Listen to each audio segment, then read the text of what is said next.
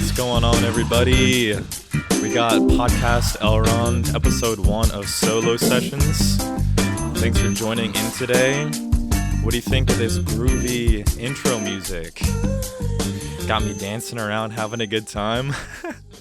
Welcome to episode 1 of Solo Sessions, a stem off of the main Podcast Elrond that I've been producing with my buddy Alec. Shout out to Alec. He and I will be shooting episode 5 of Podcast Elrond this coming Friday. So we'll try to have that out by the end of the weekend. So what is Solo Sessions? So as with most YouTube channels, it's going to be a learn as we go type of thing. So I really want to hear from you all what you want to get out of this YouTube channel from Solo Sessions. Also, hopefully Alec will post some Solo Sessions as well. Let me know in the comments from here on out if you're interested in looking at charts. We could talk about charts all day long. But very soon I'll be starting to pump out some tutorials on how to buy Elrond, how to get involved with the decks, what sort of resources are available online. There's just so much to go through. So for this episode, I just want to keep it kind of simple and just start with the foundation of what Solo Sessions is and what you can expect moving forward. So without further ado, let's go ahead and kind of get into today's lesson, which is really just me kind of talking to you about my experience in cryptocurrency, in investing in this industry. I've gone through now really, 2 or 3 serious bear markets, depending on what you want to consider. I got my start, just a quick reminder that I first bought Bitcoin in 2017, thanks to my buddy Alec. So shout out to Mr. Alec there. Much love, my bro. But yeah, so ever since 2017, I kind of picked up and ran with the whole cryptocurrency decentralization bit, and I loved it. And it was something that nobody was talking about. And in fact, a lot of people gave me a hard time for being pro Bitcoin, pro decentralization. At the time, I was going to school in Kansas, and I ended up getting my degree in financial planning. So I was always at the ready to cultivate a discussion surrounding alternate investment opportunities. The discussion in many of my classes, especially the investment classes, it was all about what can your stocks do for you, what can your bonds do, and how can you manage risk.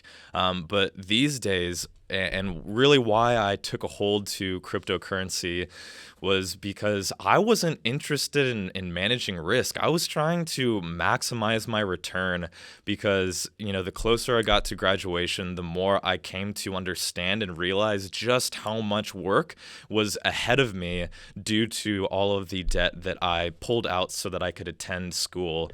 So thankfully I had family and friends to support me, but fact remains is that for the time that I was in school, I was working my butt off, taking on part-time jobs, taking on my own different kind of entrepreneurial ideas. I started my own coffee shop. I shot photography on the side. I shot video bits for people. So really, once I discovered cryptocurrency, I really just started to crank up the earning and crank down the spending.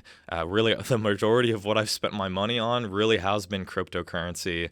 But that's enough chatter out of me because something to address here, which is relevant to really what I was just saying, is that part of kind of the dilemma of being somebody on the internet. So I have several followers now. Quite a few followers have decided to hit the follow button on Twitter. So thanks for that. And I just want to take this time to remind you that this advice is going to apply in a lot of different ways. So something you might see if you do follow along on Twitter. You might hear me say that I don't have a crystal ball to tell me the future. And I want to just say again that nobody has a crystal ball to tell you the future. So really, we're going to get into how to be how to be a good investor in any realm, but in cryptocurrency specifically. And really, you always need to battle for yourself. You need to fight for yourself. You need to stand up for what you believe in, and you need to always be cautious and protect what you own.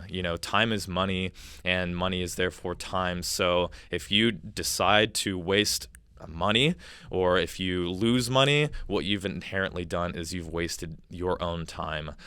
So I don't have a crystal ball that tells me the future. Nobody else does. But what needs to happen is people need to come along and speak with conviction about why they do what they do, so that it can be observed and it can be taken note of, and so that people can kind of have more confidence, like, oh, if this person can do it, then I can do it too, or this is how that person has done it, so let me try to figure out how this fits into my own life. And that's what in my investment strategy has been too, is I've gathered a lot of bits and pieces from different investors, different areas of the world, and I've really kind of come to create a very intangible investment strategy that works for me. But yeah, it's up to you to figure out what works for you. It's up to you to figure out what your strategy is. So it's always not financial advice, and it is always do your own research, because the world is a crazy place, and what we'll get into in just a moment is that this is not about money. This is not about numbers on a screen. This is really about how you feel and how other things outside of yourself make you feel, and then what the action is as a result. So from there, I just want to go ahead and just reveal to you my biases. So something that empowers me to give advice is, making those disclaimers. It's not financial advice. I don't have a crystal ball. I'm going to speak with confidence because I am confident, but it does not mean that I have any idea what the next minute will bring. These markets, if there's anything that I've learned from interacting with them, is that they really catch you by surprise. If there's one thing to stand behind, it's that the market is probably going to do what you least expect it to do, and by far, both bear markets that I witnessed, both after Bitcoin popped from $20,000 in 2017, that entire bear market, I didn't expect that. Every time Bitcoin kind of flipped around and started to push back up towards 20K, I was back on the bull train. I was back on, I'm going to retire like anytime now. I mean, maybe not towards the end, but definitely after the main top in December of 2017 and the market started to churn downward. Every time the market started to flip around, my thinking switched, and that's something that really doesn't go away. So that's really what laid my foundation in my investment strategy, was that I bought approaching the top in December 2017, and then once that bubble kind of popped, I spread my investment, my portfolio across all sorts of different cryptocurrencies. And from there, it just kind of turned into which one was going to be the main winner. So let me address this slide real quickly here. So some of my biases, I am bullish on Bitcoin. I am bullish on cryptocurrency, if in case this was not obvious. I'm really just bullish on decentralization. I think that there is great power with the individual. There's power with the people. And by electing to be a part of a decentralized cryptocurrency, you're really, it's also cool to see the NFT space grow into this same feeling of decentralization is a community of nobodies. All of us were somebody, of course, but we're not big banks, we're not big governments. We are only substantial because enough of us have kind of come around a collection of ideas, and we are here to stay. And really, that's kind of my overarching hope for Podcast Elrond, for solo sessions, for really everything I post on Twitter is not so much focus on Elrond, focus on this currency, that one, this one. It's more so it's not a lifestyle, but it's a mentality. It is a bit of a religion in a way, and it really just stands up for the individual, and it stands up for what everything cryptocurrency has fixed from the money issue, and how the federal banks and all sorts of stuff have really come in to fill their pockets and take advantage of different individuals. So I'm bullish on Bitcoin. I'm bullish on crypto, and I believe that Bitcoin is going to maintain its number one spot for a long period of time. And until there is an event that a cryptocurrency comes along and surpasses the market cap of Bitcoin, that's sometimes called the flippening. So until that happens, Bitcoin is the top dog, and it is really kind of has the world's seal of approval on it, with companies investing in it, with countries making it their currency. Obviously, there have been cryptocurrencies that have come along and have improved upon the power consumption and kind of the ability to write smart contracts on top of the blockchain. So that's kind of what the focus is for a lot of people. Some people are Bitcoin maxis, and I think that that's cool, and it's also kind of crazy because I do think that Bitcoin already kind of had its time in the spotlight, and I do believe that it will continue to grow, but I think now is the time for different cryptocurrencies that have fixed problems that Bitcoin had and or Ethereum has or had, and it's time for the spotlight to come onto those projects, so that we can move towards a better direction, so that more people can be attracted, more people can be onboarded, and more people can build. And that, that's just something that's crazy about Elrond, is how many people are building. It's a small project. It's like, number 40 in the world on CoinMarketCap, but more and more people will come to find out how seamless it is to interact with Elrond, with a decentralized exchange, with NFTs, both from a minting perspective, verification and security perspective.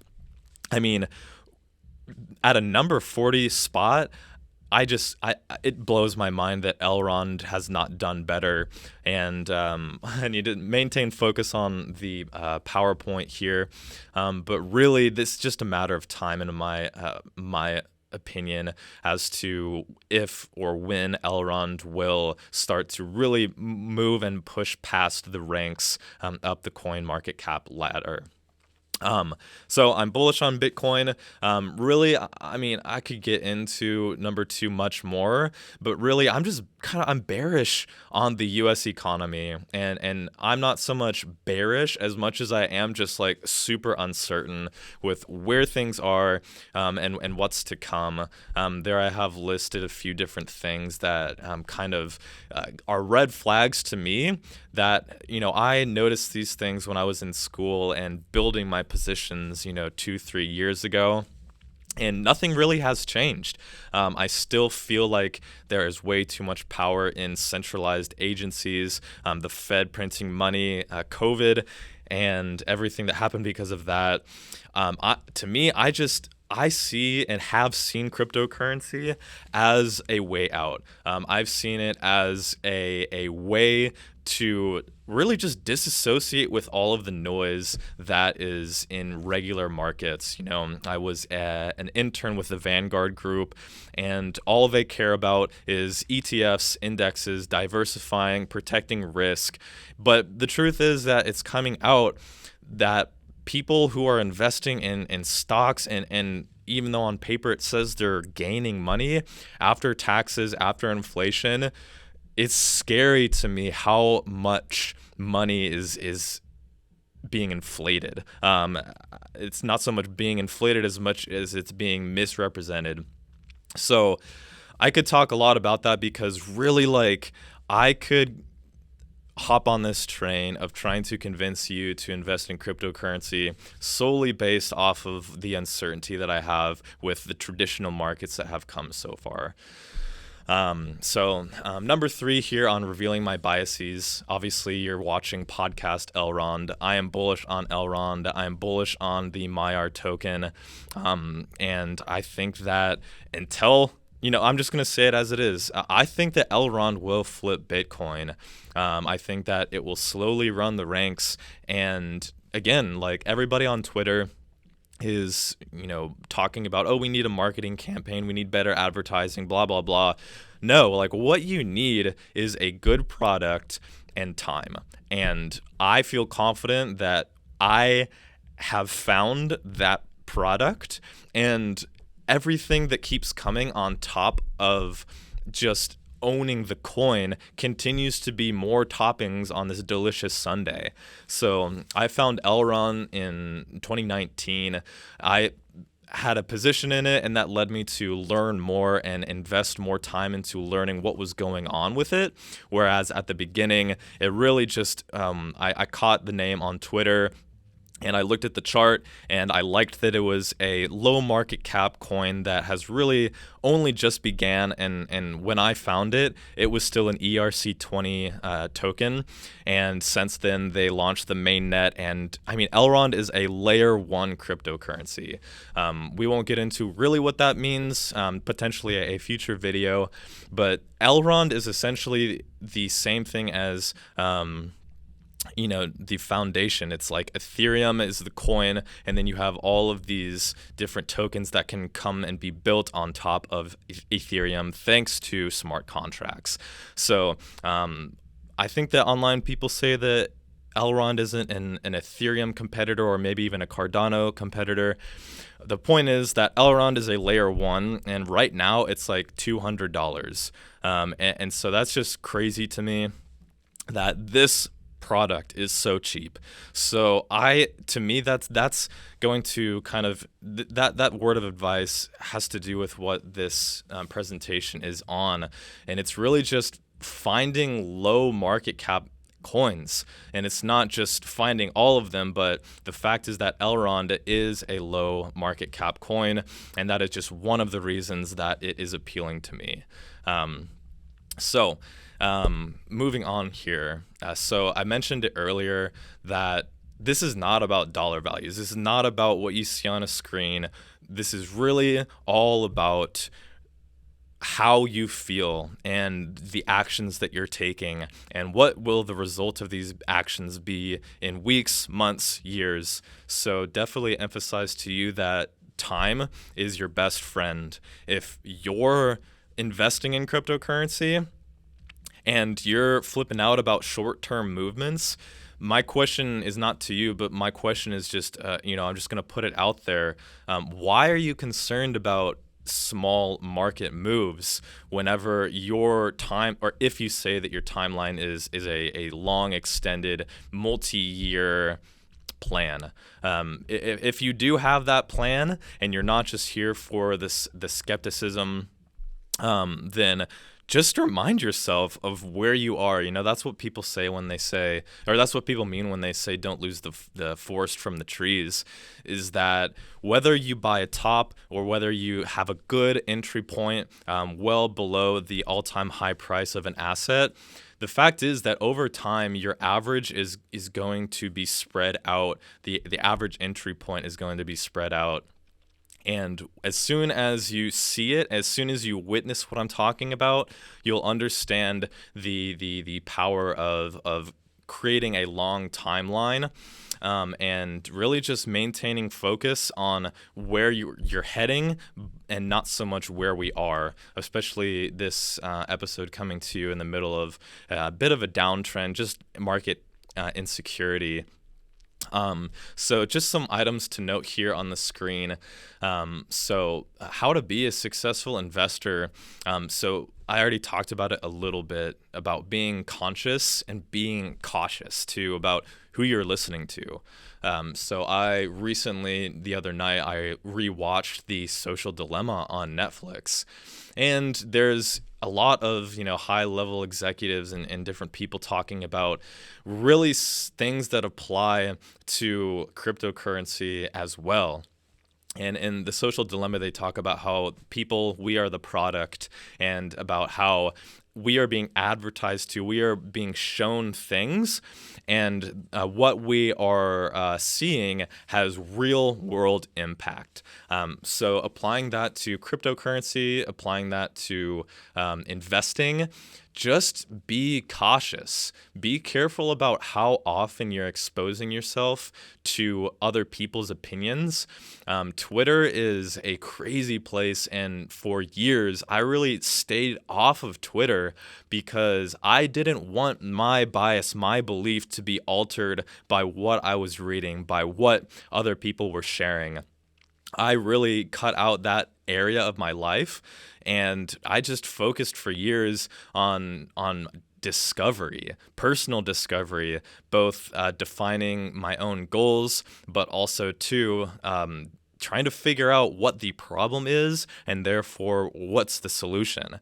And that's really what led me to investing in Elrond, is that I started to find answers there. So that's what I've found, but as always, do your own research. So emphasize once more, as The Social Dilemma talked about, so advertising can change your mind, and it has real world impact on your decisions, and odds are it's going to be subconscious. It's not going to be something you're super aware of. So hear it from me, it's happening, and just be cautious. It's fun to be a part of a community. It's fun to share thoughts. It's fun to share knowledge, but just be careful, because what you hear, what you see, if you do allow it, if you do expose yourself to it too often, it could have a serious effect on your long-term investment strategy. And that is what we're trying to avoid, is not so much where we are, but it's not so much about where we're going, but to me, I just really want to emphasize to you that this is about it's like you're writing a personal story, a personal book, and you want to stay true to the pages. You don't want to be writing, and then you hear somebody else, and then the narrative starts to change. If you can build a hypothesis, if you can come to what you believe is a solution to a problem, if every time the market goes down and you have to look back to your strategy, your plan, are you looking out there? Are you looking for people like maybe like me, or like Wesley Kress, or any other people? Are you looking outside of yourself for what to do next? Or are you looking back in time and reminding yourself of the plan that you made because it was founded in knowledge, research, investing time in learning? And that is really what I want to emphasize. Keep it simple, stupid. KISS. It's one of those things is you don't really know it until you see it, but investing is all about keeping it simple, but also keeping it personal. There's no reason for you to be sharing what you're invested in. There's no need for you to be sharing what you're invested in. I found immense value, life-changing value in Elrond, and I'm using this platform to share knowledge, but also inherently it's going to, shill Elrond a little bit.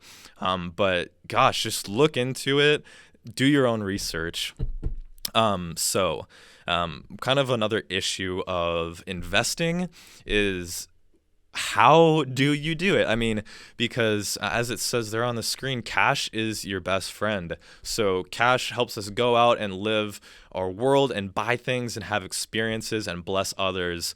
But scared money does not make money. So investing is all about this incredibly challenging balancing act of situating your money in a place where it can work for you and grow, but also too, like, protecting your brain, protecting your psychology, and protecting your real life so that you can still afford to pay for fun things, but more specifically pay for things you need to, like car, insurance, house, etc.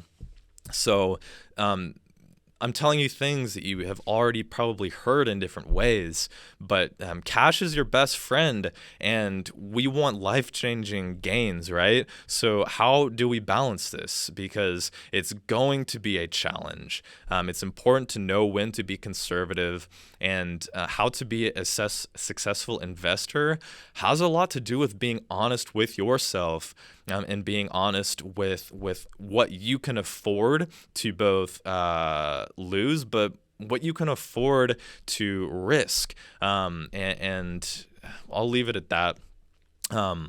Avoid emotional trading basically means that whenever you get excited, whenever you feel sad, those emotions are outside of yourself, yet they will still have an impact on how you view your portfolio value. And if you allow yourself to be an emotional trader, if you make a good trade, you'll feel great. And that might give you overconfidence to hurt yourself in the future. On the other side, if you make a bad trade and you feel bad about yourself, like not only might you feel bad, but you also, might try to get back at the market. Like, in spite of the market, you might try to take on more risk than you can handle because you took a loss and you need to work harder now to make back those gains. I've been in this space for 3 or 4 years now, and those feelings never go away. When you lose, you feel bad. When you win, you feel great. But part of my strategy I meant to touch on early in 2018 was after the bubble popped to $20,000 and the market started to churn from there.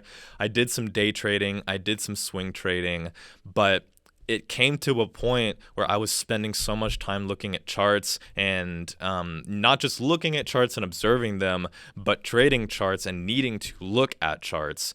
So it came to a point where all I wanted to do was be in a position to where the market can go down, and it can go down heavily, but I don't need to be fearful of, oh my gosh, if the market keeps going down like this, it's going to start eating into my own money.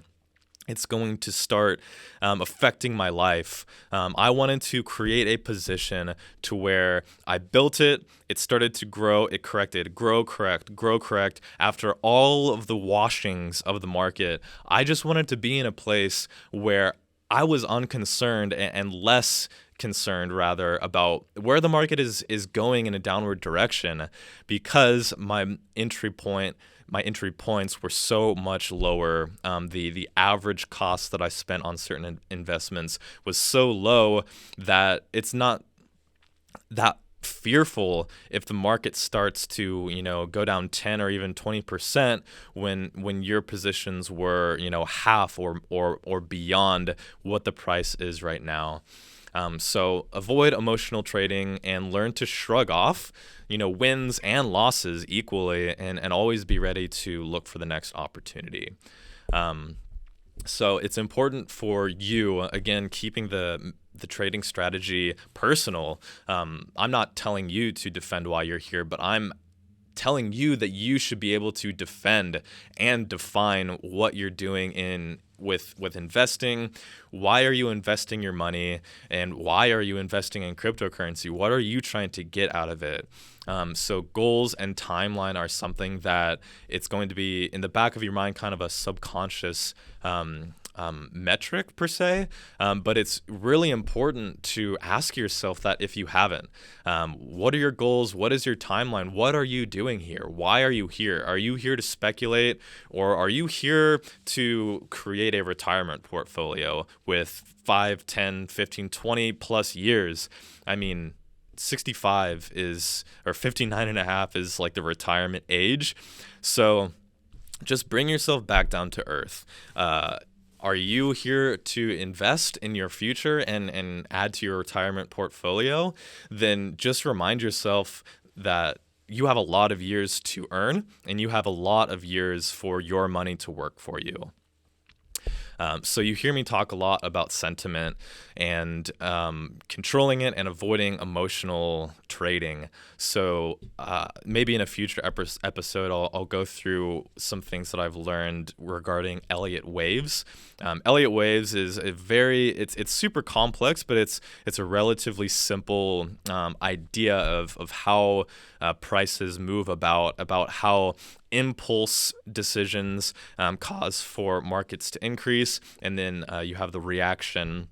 You have the correction of the market after that impulse to really settle the market down, see where things are. So whenever the market is going down, we feel fear. Like many of you may have been feeling these past few days as the market's taken an unexpected turn. So did you feel fear? What did you do to cope with that? What were you doing with your trades? Were you reducing the number of trades, or were you really allowing yourself to be washed out in selling red and then buying back in the moment things start to turn, and then things turn again and you sell again, and then you're back in and out is literally what is meant by the term getting washed out of position, getting shaken out of position.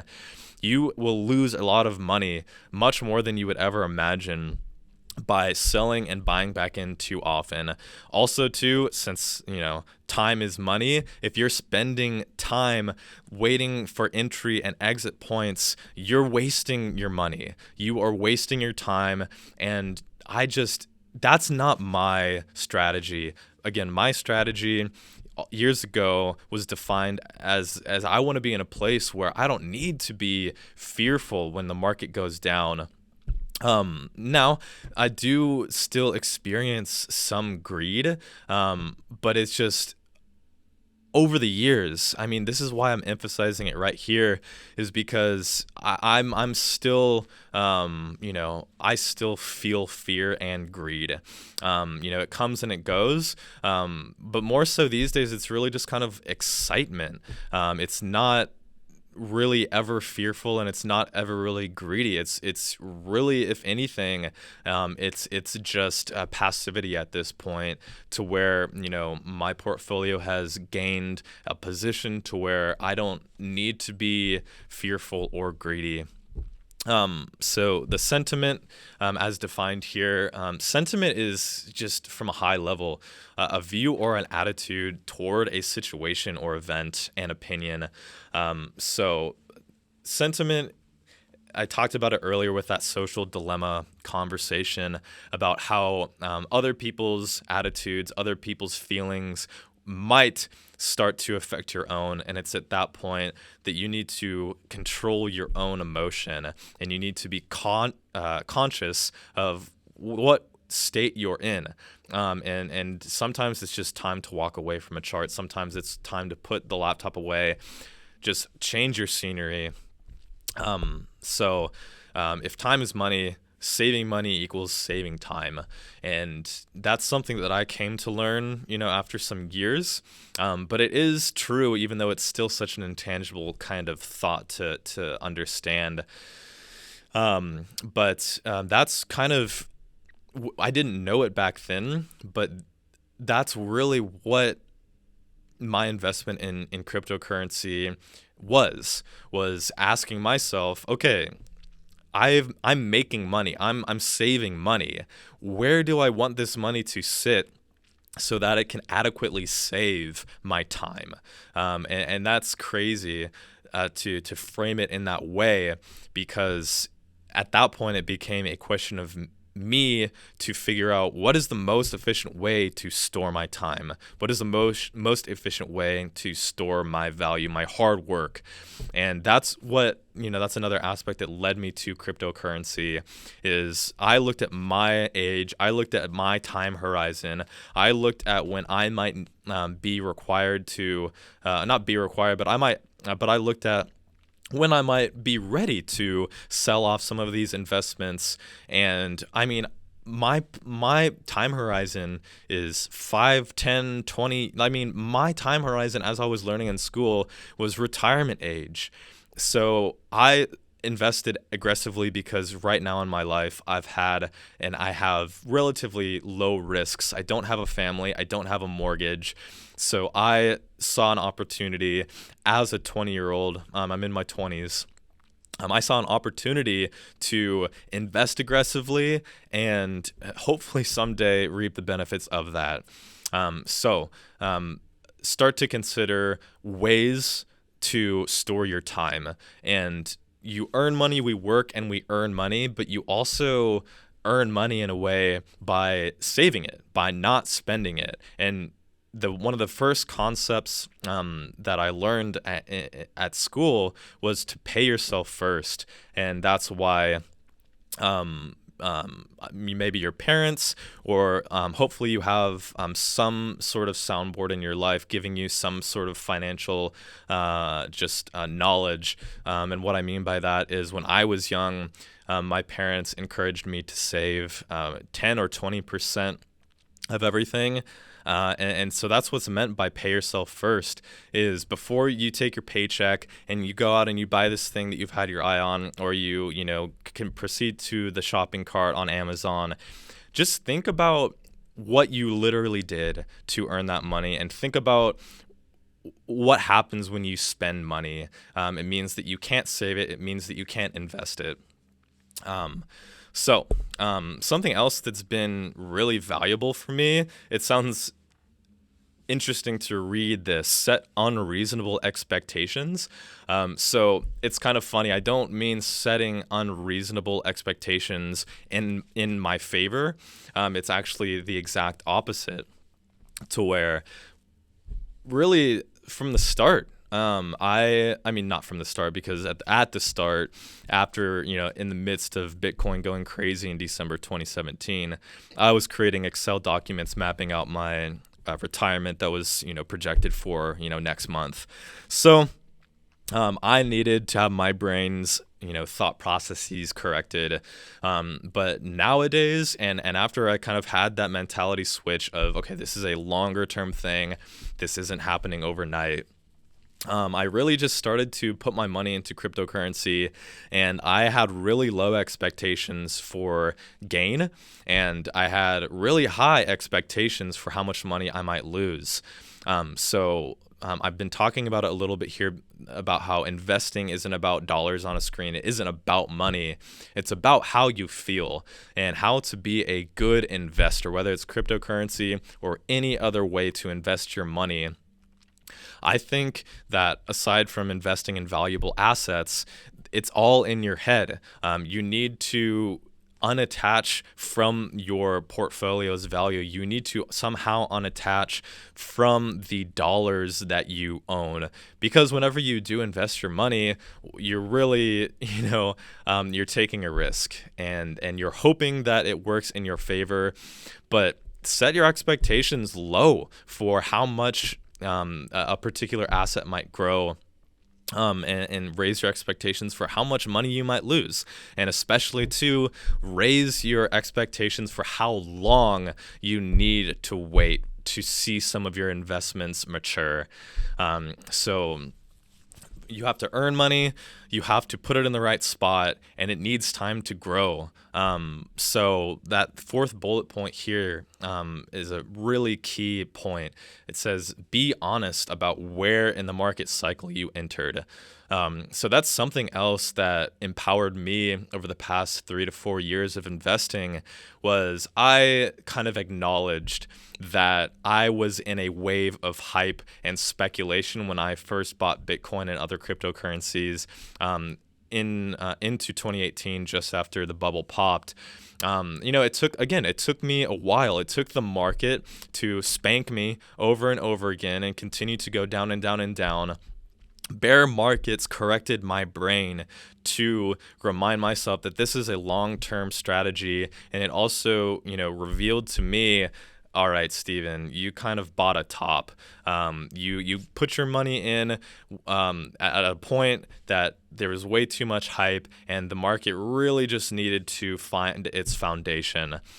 So that was a really sucky realization to have, because I had so much euphoria during that run up. And I just could not believe that at that point, I think I was either a freshman or sophomore or maybe even a junior in college. And I was just in no place where I was expecting to earn money in that way. And it just blew my mind. I mean, that's what blew my mind about cryptocurrency was what happened in 2017. And then what followed after that was just a long downward trudge of people who were just here for speculation, people who were here for the short term.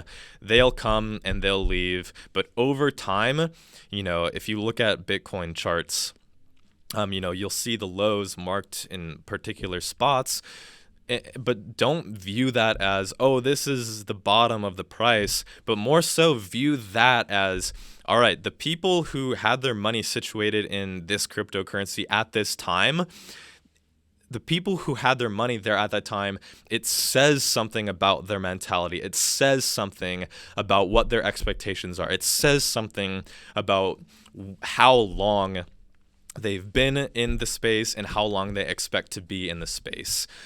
So when you buy a bottom, whenever you can look back and see that you did buy and or you were engaged in a market during its bottom, I mean, that's so empowering because these days, as price takes off, as things go crazy, I'm not worried about that because how many people that I'm surrounded by, how many of these people were with me back in the bear market lows?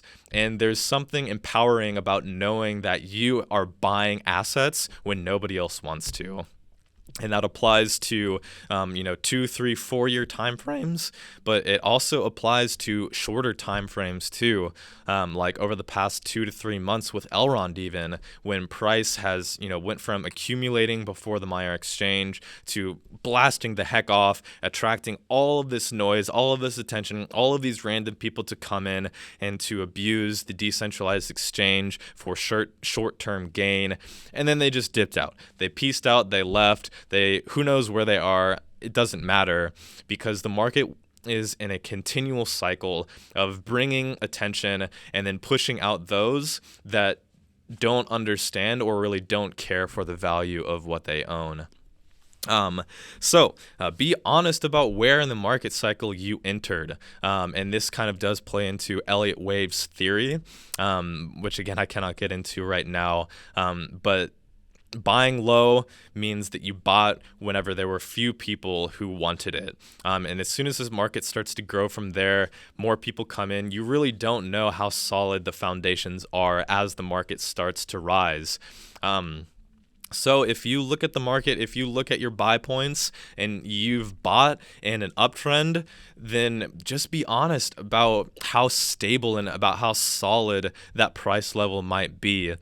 Because it'll set your expectations as to whether or not you should consider selling some if the market starts to turn. But it will also just allow you to make better buys, make better entry points into different assets. I don't like to use absolutes, but stop buying tops. It's so easy to FOMO in and to feel like you need to get in before it's too late. But I mean, by show of hands, obviously there's nobody here, but how many people bought the recent, either the top of Bitcoin, the top of any other asset, but since we're here on Podcast Elrond, how many people bought the top of Elrond? It's so easy to feel like price is going to get away from you, but as soon as the market starts to turn, it's like you wake back up and like you literally just are reminded that the market doesn't always just go up. So be honest about where in the market cycle you entered, because where you enter, you're a part of a crowd. You're a part of different buyers and sellers, and the people who you enter the market with, those are the people that are going to be in the market from that point forward. And if you buy in a blow-off top, a hype cycle type thing, then just acknowledge the fact that you may have bought along with other people that are going to dip out as soon as the market starts to turn. So scared money don't make money, yes, but at the same time, you got to be cautious about buying tops. You might buy some tops, but at that point, it becomes a necessity for you to then, build your position, start investing in the same asset, start buying up excess supply from people who are selling it, and start to, add to your position and start, collecting that pool higher and higher so that you're raising the underlying support. Because that's what buying and investing is all about, is really just finding a valuable asset and starting to put your money where your mouth is. Start to metaphorically water the plants and be patient with it. And if the conditions are not ideal for your portfolio to grow, it's just going to take some more diligence, and it's going to take some more time until those benefits are kind of reaped. So be patient. Set unreasonable, but also, set reasonable expectations for yourself. With the Meyer Exchange offering both liquidity and, illiquidity, LockMex. I don't know. Obviously, illiquid is the opposite of liquid, but LockMex is something you can earn that will be unlocked in a year's time. But the opportunity within the Elrond ecosystem, from staking to farming, there's a lot of opportunity to build positions over a long period of time. Really, as I've mentioned a few times here, this is not about money on a screen. This is not about numbers on a screen. This is not really about money. Trading is all about maintaining resilience to ride the rises and the falls, as it says there. So I've talked a lot about it, but markets go through cycles of catching people's attention, attracting capital, and then, it just happens time and time again, dumping to see where the foundation is. And as price goes down, people will start to exit the market until those people who support come in to buy and they capture all of the excess supply. Just be resilient, and it all comes down to knowing and being confident in what you have invested in. So bear markets and downtrends are really all about instilling fear and shaking out the situated capital. So bear markets are going to, whether you like it or not, they're going to cause you to reevaluate where all of your pieces are. Just imagine, just shaking the bed sheets and just the rip tide that kind of, or the ripple that goes through the bed sheets. And at that point, it's just a matter of where is the money going to fall into place. I know that when I was involved in December 2017, when Bitcoin was at $20,000, I took money that I earned from Cardano specifically, and I just started throwing it everywhere. But once the market started to churn and started to show uncertainty, slowly but surely, all of that money kind of pooled in from lots of different places into less pools of more money. And over the 2 to 3 years, every bear market was a matter of shaking out the money that I had in these other projects and bringing the money to pool into where I felt kind of best about it, most confident about it. And that's kind of how I landed on Elrond. Was, as I already talked about, it answered some questions for me. It's providing solutions to problems, and it also has especially when I found it, had a really low market cap, and it still does. About $4 billion is the market cap right now. So the beast is kind of this really high level sentiment of the market. And the beast will always do its job, as you see that little emoji there. The money will fall into place naturally, whether that be back into your bank account because you put too much money in and you literally need to save money or else you won't be able to make your car payment or house payment. Once the market starts to go down, it's all about the market is really just asking, where is the foundation? and you will swap, you will trade different assets, different cryptocurrencies. But at the end of the day, the strong will survive, both for your individual portfolio, but also for the market altogether. So whenever the market starts to go down, that's when it's important for you to just keep to the plan. And as easy as it is to get fearful, it's on the buying side that it's important for you to start to protect yourself from the downside, acknowledging that there will be a downside and being prepared to or just setting yourself up for success whenever you're entering the market, really ideally so you don't have to ever exit the market. So again, riding markets, it's a tough game. Whenever the market's going down, take the time to, focus on what's important to you, and really take the time, whether the market is going up or going down, to, acknowledge your biases, but learn about what you own. If you're buying shit coins, then maybe it's time for you to take a step back and to just reevaluate the promise of those different projects, reevaluate why you bought them in the first place. Building that mental fortitude and disassociating yourself with any dollars on a screen is going to set you up for success. Long-term wealth is not built in the short term. So both learn more about what you own to confirm your biases and to gain confidence that you should not be selling, because that's, has empowered me a lot, both from a fundamental standpoint of understanding Bitcoin and decentralization and blockchain, but then also understanding Elrond and that ecosystem. Every time the market starts to go down, I've found myself looking at charts and really starting to play into the fear, and I start to sell out to fear, not literally, but I start to get worried about, oh my gosh, like, what if, playing the what if game. But gain confidence in where your money is.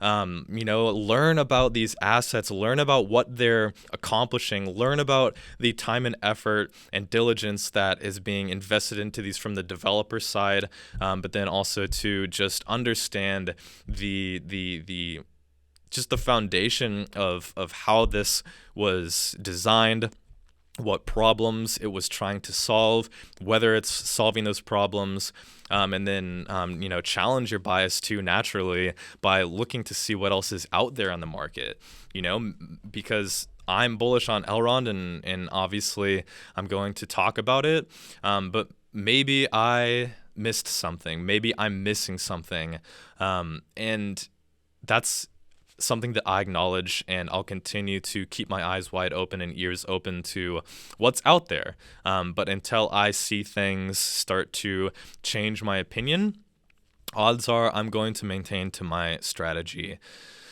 Especially because we're in a downtrend, let's talk about it. Let's figure out the tangible things that we can do to help ourselves in a bear market, in a downtrend, whether it be a short-term downtrend, or, that's the thing about downtrends is, until the trend starts to change, until, there starts to be some progress in upward momentum, we don't know how far the market might go.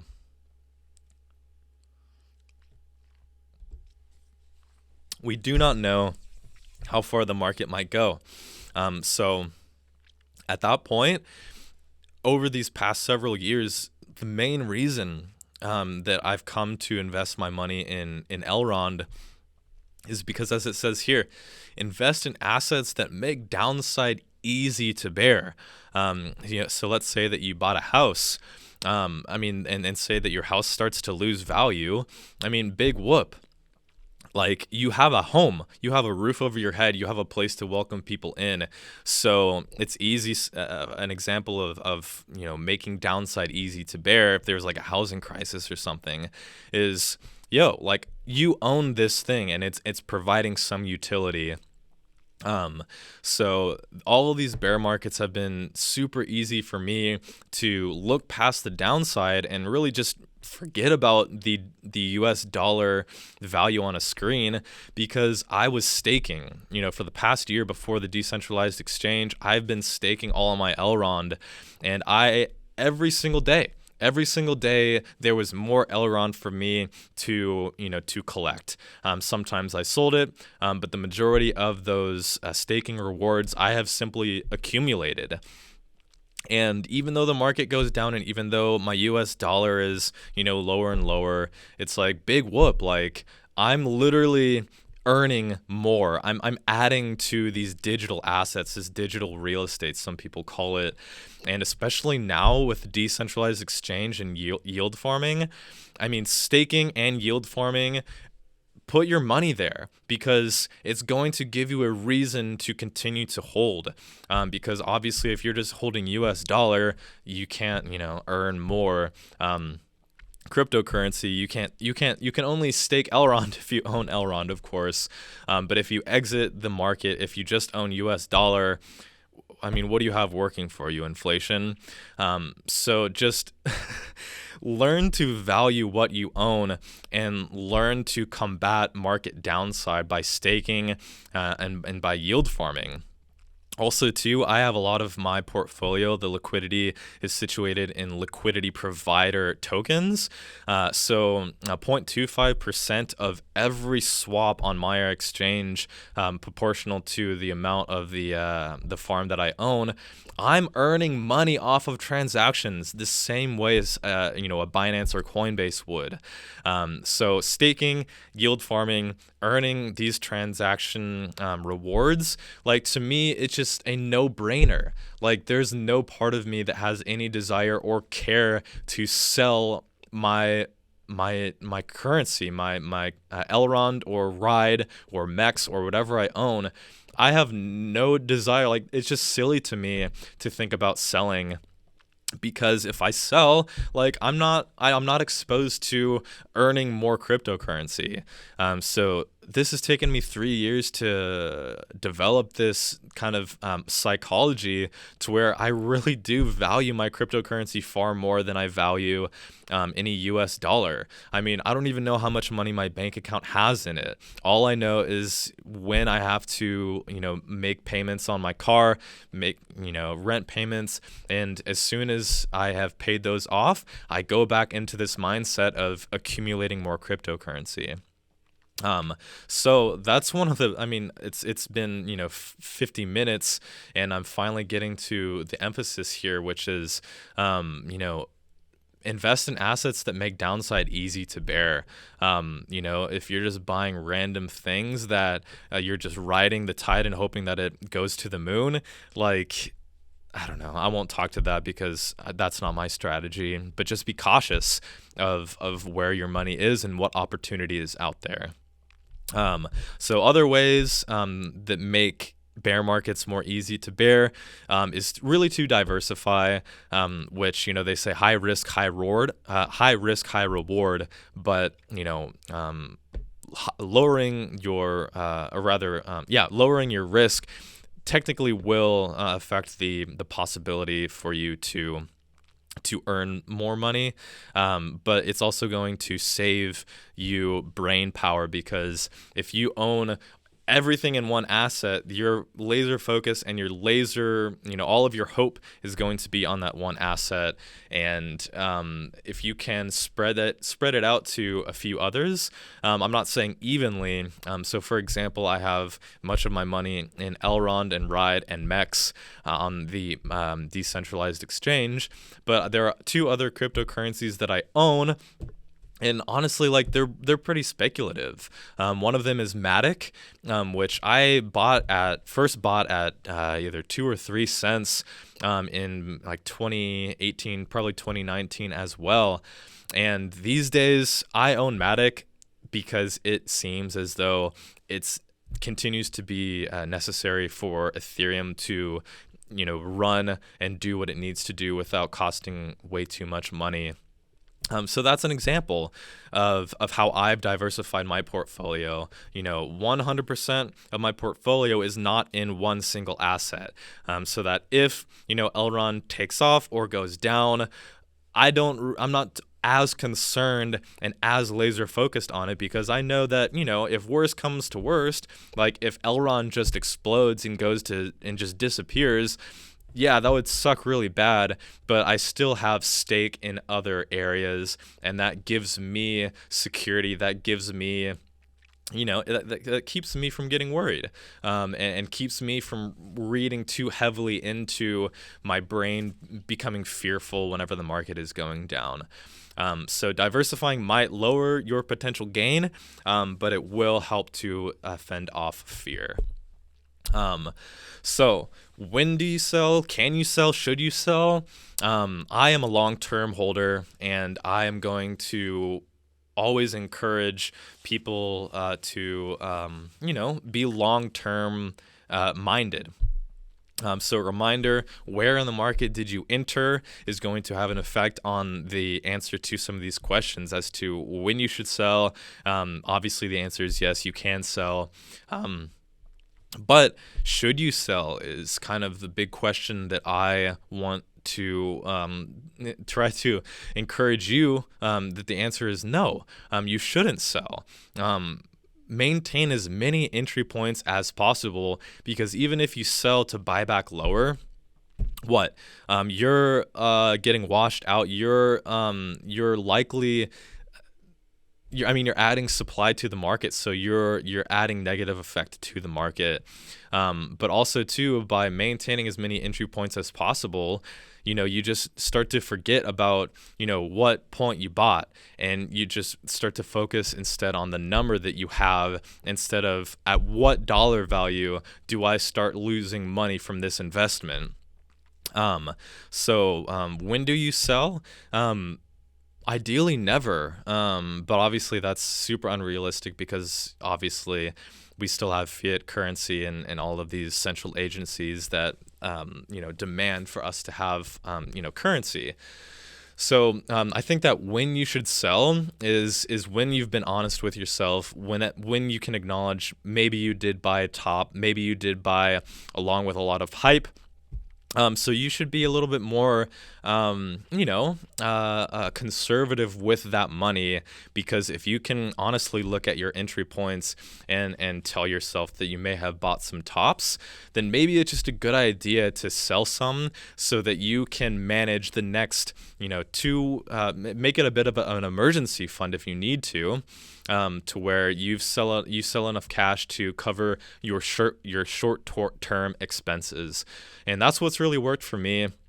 Is my cryptocurrency portfolio started as an emergency fund, and really I just started to build that emergency fund so that it grew and grew and grew till I don't need to worry about its value and market going down. I already talked about that. But yeah, so when do you sell? Can you sell? Should you sell? These are questions that you need to ask yourself.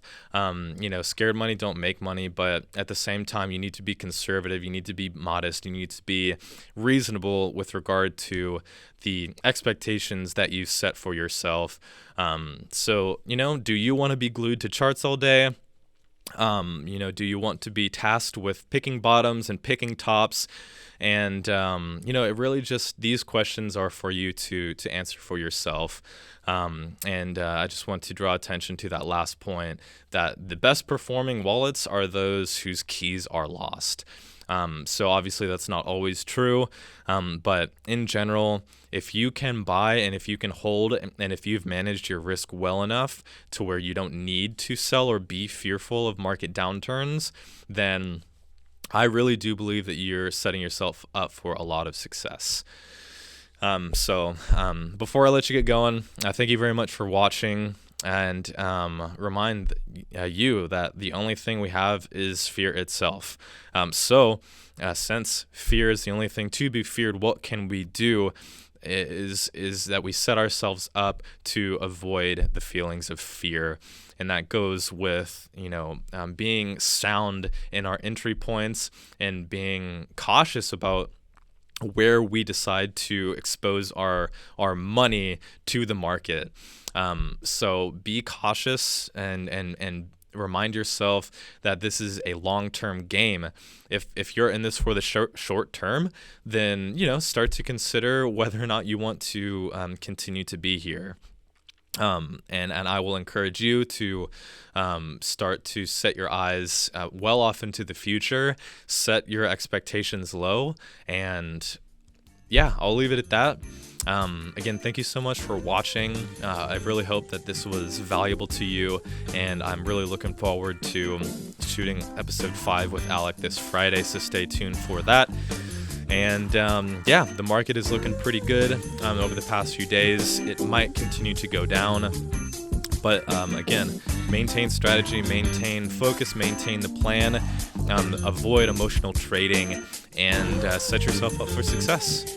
So again, appreciate you watching, and we'll see you in the next one. Peace!